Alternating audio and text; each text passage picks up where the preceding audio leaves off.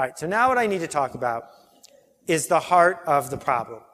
If this is so obvious, and I hope I've done a pretty good job of making it seem obvious, if it's so obvious that pro wrestling is fake, if it's so obvious that this is how you grow, if it's so obvious that these are the opportunities, then why, oh why, don't we do something about it? Well, maybe because a shark will eat you.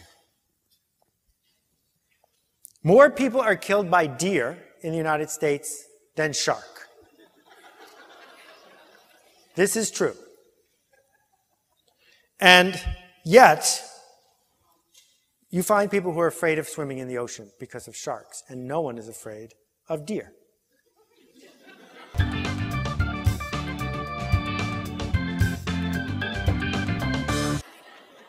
This fear of sharks is really visceral. You don't know anyone who is eaten by a shark. I'm very confident that that's true.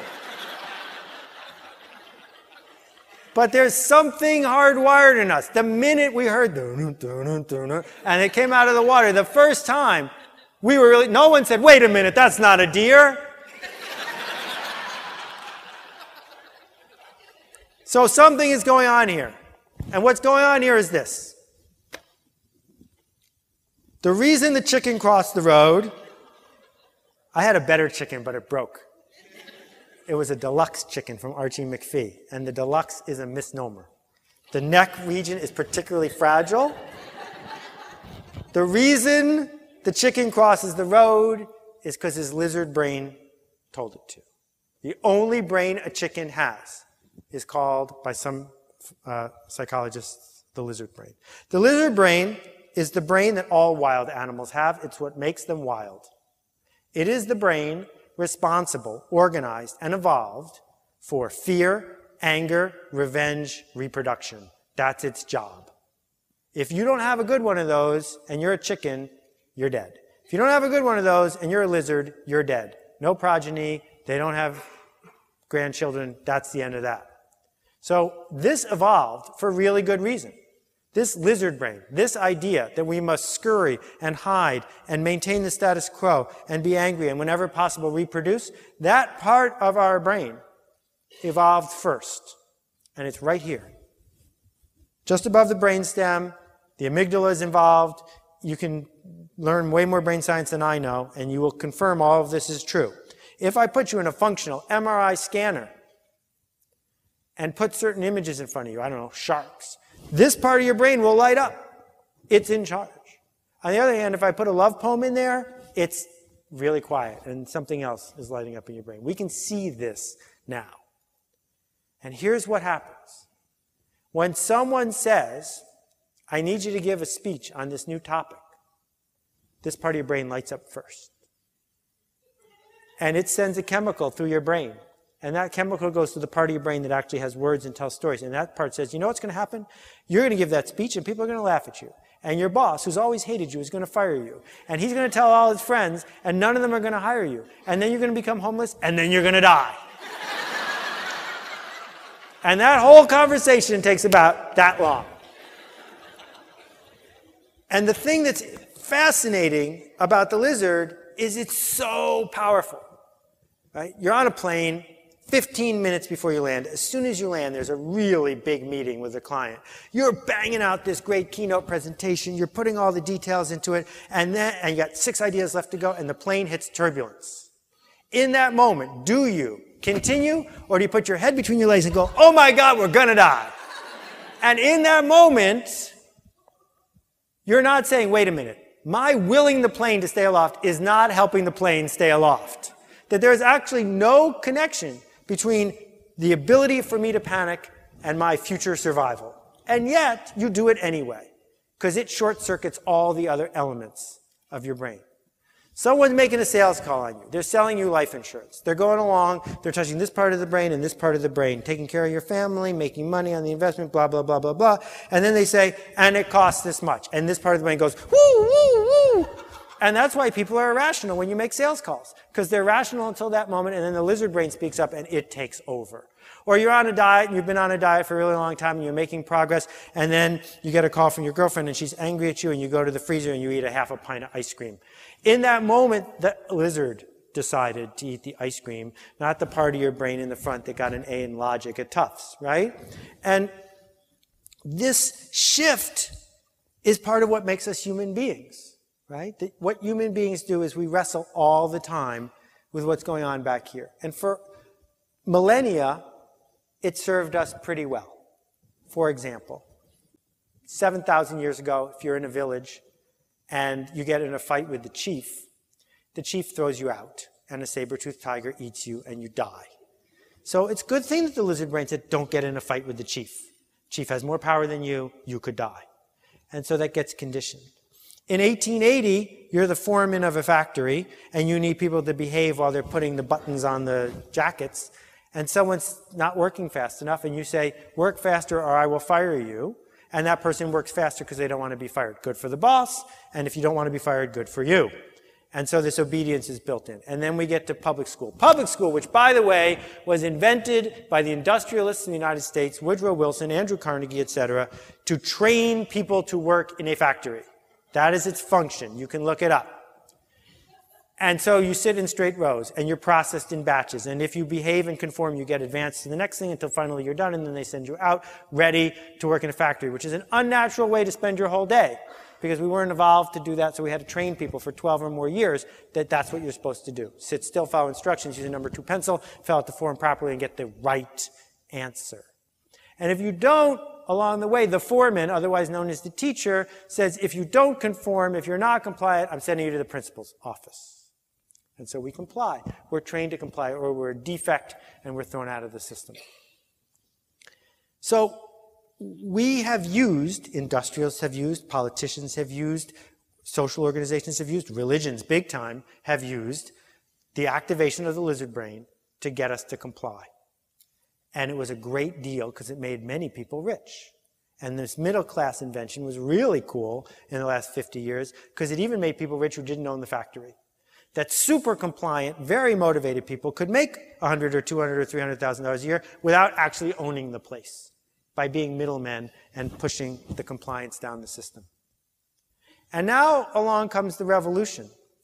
And the revolution hates compliance. It doesn't reward people who are cogs in the system. That there are many people who would like to use it as a platform for being a demagogue, who would like to use it to get you to comply, but you don't get rewarded for that. What you get rewarded for is solving interesting problems. Nothing that they ever taught you how to do in school. What they reward you for is leading, something that they hated it when you did in school.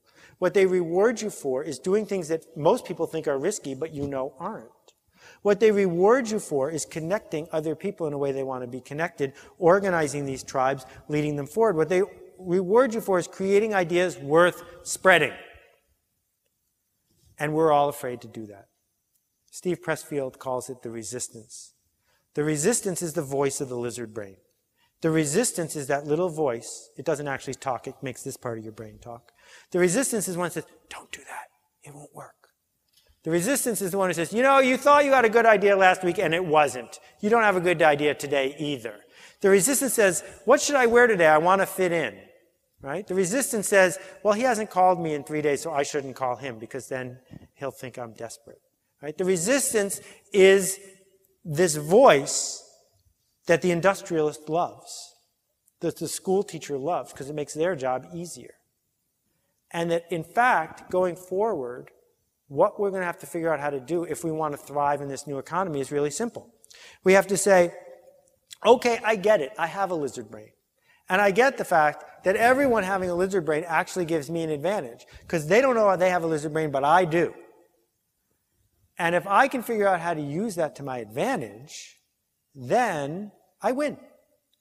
So what we find from the Shepard Fairies of the world, from the Jill Greenbergs of the world, from the Mobys of the world, is that when you use the lizard as a compass and do exactly the opposite of what it says, when you realize that when the resistance shows up, you're on to something, when you get good at listening to the sounds in your head, then, and only then, are you able to do the work, which is art, which we're going to talk about later as we go through the day. art, not painting, not fine art, not even singing. Art is the act of being a human, of connecting with another human being with an idea that they've never heard before, with being generous, with giving gifts, not favors, not presents, not, I got you this, what are you going to do for me? But gifts, things that change other people for the better and bring us closer together.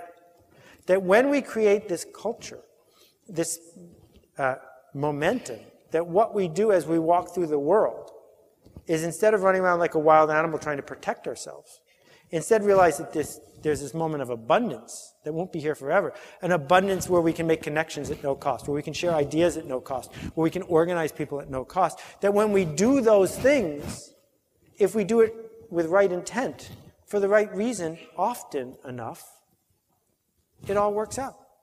Because that's what's being created that's valuable now. Not this world of scarcity, I have it so you don't. But this world of abundance where it says, if I change my posture to one where I am doing things that scare me, where I am changing the people around me in a way that works for them and works for me so that it comes around, now all of a sudden, a lot of what we're seeing online makes sense. Now all of a sudden it makes sense when someone who has an idea aggressively and repeatedly shares it just because they can. So you see someone like Sir Ken Robinson on TED.org. His speech has been seen more than 2 million times. The question is, what's in it for Ken? He flew to California. He gave a speech for free. No copyright, no protection. Here, take it. Spread the idea. It's yours. Want to hire Ken? You really can't. This generous act has made a lot of people's lives better, including Ken's. And it didn't cost him anything. That's fundamentally different than the model of, I have a factory, we make wood planks. If you take one, I don't have it anymore. Therefore, I have to charge you for it. So I'm not saying that everything in the world is going to become free. It's not. Things that are worth paying for are going to be worth paying for. What I'm saying is that as we think about what we do going forward, we have to think about, am I doing this because ultimately I'll get a commission check? Am I doing this because ultimately then I'll be able to create scarcity and cash out? Or are we doing this because the revolution demands it, the opportunity demands it, that part of being human is being an artist, and that we are at our best selves when we figure out how to challenge the status quo and open doors for people instead of closing them. And that's a totally different posture as you walk through the world. This takes a long time to get your arms around, because you look at your agenda for tomorrow. This isn't on your agenda for tomorrow, I'm betting. And what we're going to untangle as the day goes forward is this idea of how it can become part of your agenda. How you don't have to quit your job, move to a shack, and start all over again. Because what's really fascinating about revolutions is that the winner of the last game almost never takes advantage of the new game. If you wanted a cold drink in 1750, the way you would make it is you would get ice. This is in August. And the ice came from an ice house.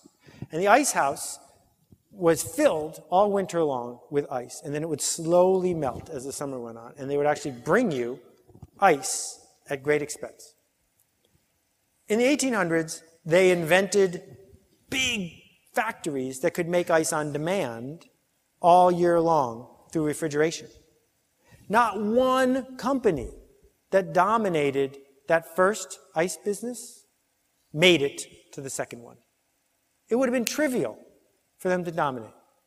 Then, as Guy Kawasaki says, in the 1920s or 30s, they invented the PC, the personal chiller, the refrigerator, the thing that would make ice in your house. And not one company that dominated the ice manufacturing business, not one, successfully figured out how to sell personal chilling devices to people. That's what's happening right now. There are all these people we want to trust. There are all these people who have some level of our attention. There are all these people who have great employees and sterling reputations. And we're saying to them, I'd like to give you my permission. I'd like you to lead us. I'd like you to connect us. And please, please be generous so I can be generous back. And all of them are insisting, not all of them, most of them are insisting that they just figure out how to fix their old model first, and they'll get back to us. And there's a different opportunity here, that we have momentum and we have this head start if we want to take it.